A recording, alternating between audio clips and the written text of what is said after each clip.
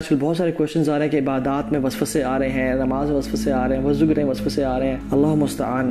شیاطین نے نا یہ اللہ اکبر جو دور ہے نا، یہ شیاطین نے اٹیک کر دیا لوگوں پہ واللہ، because of the access of internet, music, سنز. کیونکہ جتنا یہ انٹرنیٹ وغیرہ گھروں میں آیا ہے، گناہ بڑھ گئے ہیں، میوزک بڑھ گیا، ہر گھر میں اب کانسرٹ ہو رہا ہے، ہر گاڑی میں میوزک چل رہا ہے، کیونکہ میوزک از دا اذان آف شیطان. ٹھیک ہے، تو اس سے بچنا چاہیے ہمیں. تو اس وجہ سے نا پھر گھر میں مطلب خرافات، ٹی وی چینل ہر گھر میں ہے، تو کیوں نہ پھر شیاطین اٹیک کریں اور لوگوں کی زندگی کو ڈسٹرب کریں. نماز میں وسوسے کیوں نہ آئے، وضو میں وسوسے کیوں نہ آئے، ہماری زندگی پریشانیوں سے کیوں نہ گھر جائے جب ہم نے ان فتنوں کو اپنے گھر میں رکھا ہوا ہے. I'm not saying کہ موبائل حرام ہے، ٹی وی حرام ہے، اس پہ نیوز دیکھ سکتے ہیں، کچھ ضروری چیز دیکھ سکتے ہیں، لیکن ہر وقت ہی چل رہا ہے، اس میں میوزک چل رہا ہے اور گھر میں بے برکتی.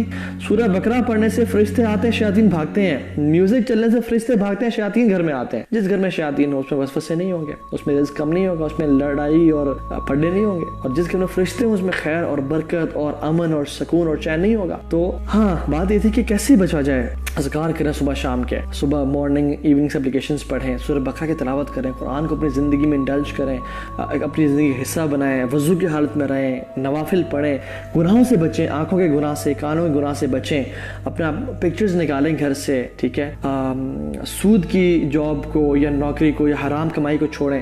اس طرح کچھ کام ہیں جو امپورٹنٹ جن کو آپ چھوڑیں تو یہ ہوگا. باقی رات کو سونے سے پہلے بستر جھاڑیں بسم اللہ پڑھ کے، اللہ کے نبی کی سنتوں کو زندہ کریں. دس ان شارٹ، اللہ کی سنتوں کو زندہ کریں، گھر سے شیاطین نکل جائیں گے. لیکن اگر سنتیں نہیں ہوں گی اور گھر میں ٹام کروز کی اور بریڈ پٹ کی اور ان لوگوں کی سنتوں پہ عمل ہو رہا ہوگا تو پھر تو گھر میں شیاطین ہی آئیں گے، پھر تو فرشتے نہیں آئیں گے. کون سی رکعت آپ نماز پڑھتے بھول جاتے ہیں؟ اگر نماز پڑھتے بھول جاتے ہیں کوشش کریں کہ آپ کنسنٹریشن کے ساتھ پڑھیں، اور اگر بھول گئے تو آپ کا غالب یقین کس کی طرف جا رہا ہے کہ آپ نے 4 پوری پڑھ لی تھیں یا 5ویں پڑھ لی ہے یا ابھی 3 پڑھی ہوئی ہیں. تو اگر آپ کو یقین ہے کہ میں نے 3 پڑھی ہیں اور 4تھی پھر پڑھ لیں. اگر آپ کو آپ شاید 4تھی پڑھ لی ہے تو پھر سلام پھیر دیں، اور اگر آپ کو شک ہے کہ میں نے لگتا تھوڑا سا گڑبڑ کر دیا تو سجدہ صاف کر لیں انشاءاللہ تعالیٰ. لیکن کوشش کریں کہ کنسنٹریشن ڈیولپ کریں اور اللہ سے توفیق مانگیں. وضو کی ٹائم سے ہی یہ ارادہ بنائیں کہ میں اللہ کے سامنے کھڑا ہونے جا رہا ہوں، میں رب العالمین کے سامنے کھڑا ہونے جا رہا ہوں. وضو کی دعا کیا ہے؟ وضو کی دعا ہے بسم اللہ. ٹھیک ہے، اللہ کی مثال میں ہے کہ لا وضوء لمن لم یذکر اللہ، اس کا وضو نہیں ہے جو اللہ تعالیٰ کا ذکر نہیں کرتا، مینز بسم اللہ نہیں پڑھتا. اور یہ بسم اللہ الرحمن الرحیم نہیں ہے، صرف بسم اللہ ہے. ٹھیک ہے، اور وضو کی بعد کی دعا کیا ہے؟ اشہد ان لا الہ الا اللہ واشہد ان محمد عبدہ ورسولہ اللہم اجعلنی من التوابین واجعلنی من المتطہرین. یہ وضو کی دعا ہے جو وضو کے بعد پڑھی جا سکتی ہے. نیت کو کس طرح خالص کریں؟ یہ بات جان لیں کہ کوئی مخلوق آپ کو فائدہ نہیں پہنچا سکتی جب تک اللہ نہ چاہے، اور کوئی مخلوق آپ کو نقصان نہیں پہنچا سکتی جب تک اللہ نہ چاہے. تو جب بھی آپ کو شیطان آگے وسوسہ دے نا کہ فلاں شخصوں میں دیکھ رہا ہے، اس کو خوش کرو، اس کے اچھا امپریشن بلڈ اپ کرو، تو کہیں کہ یہ جب میں مشکل میں ہوں گا نا تو یہ چاہے بھی تو مجھے فائدہ نہیں پہنچا سکتے، یہ کسی کام کی نہیں ہے، یہ مجھے فائدہ نہیں پہنچا سکتے، میں رب مجھے فائدہ پہنچائے گا. دنیا میں تو شاید وہ فائدہ پہنچا دیں، وہ بھی اللہ کے حکم سے ہوتا ہے صرف، لیکن آخرت میں جب میری قبر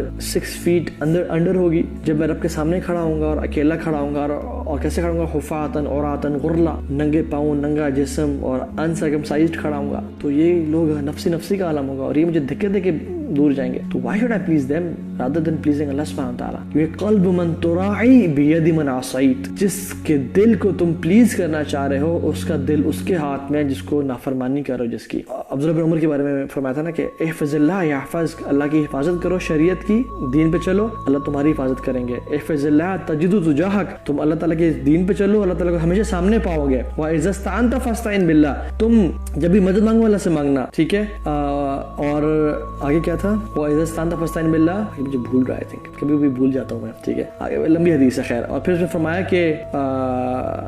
فرمایا کہ اگر پوری دنیا مل کے تمہیں فائدہ پہنچانا چاہے تو جان لو کہ تمہیں فائدہ نہیں پہنچا سکتی جب تک تمہیں تمہارا اللہ نہ چاہے، اور پوری دنیا مل کے، پوری قومیں مل کے تمہیں نقصان پہنچانا چاہیں، تمہیں نقصان نہیں پہنچا سکتے جب تک اللہ نہ چاہے. ٹھیک ہے، رفعت الاقلام وجفت الصحف، جو پینز ہیں نا وہ لکھ چکے ہیں اور وہ اٹھ چکے ہیں، اور the ink has dried. تو کچھ نہیں ہو سکتا، صرف اللہ کو راضی کریں، صرف اللہ کو اپنا وہ بنائیں. ہم ہر نماز کے بعد کیا دعا پڑھتے ہیں؟ اللہم لا مانع لما اعطیت ولا معطی لما منعت ولا ينفع ذا الجد منک الجد. یا اللہ کوئی دے نہیں سکتا اگر تو روکنا چاہے، اور کوئی کوئی روک نہیں سکتا اگر تو دینا چاہے. تو یہ بڑی امپورٹنٹ چیز ہے.